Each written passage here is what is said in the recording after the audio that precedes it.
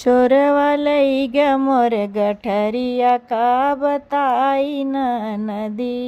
चोरवा लई ग मोर गठरिया का बताई नदी।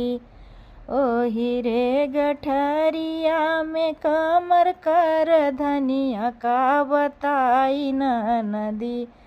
का बताई नदी। चोरवा लई ग मोर कर धनिया का बताई नदी। चोरवा लई ग मोर गठरिया का बताई नदी। ओही रे गठरिया में धैले हम झुलनिया का बताई नदी।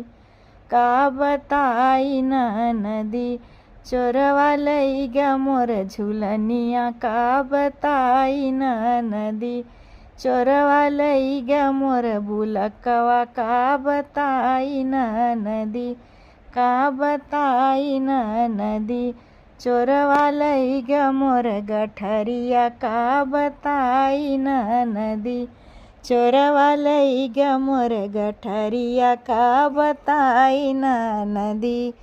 ओही रे गठरिया में धैले हम कंगनवा का बताई नदी।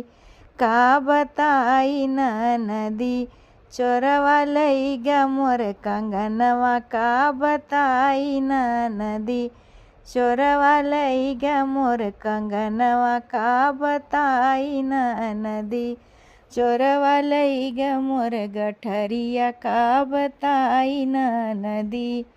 ओही रे गठरिया में धैले हम हरवा का बताई नदी। का बताई नदी। चोरवा लई ग मोर हरवा का बताई नदी। चोरवा लई ग मोर गठरिया का बताई नदी। चोरवा लई ग मोर गठरिया का बताई नदी। ओही रे गठरिया में धैले हम छगलवा का बताई नदी। का बताई नदी।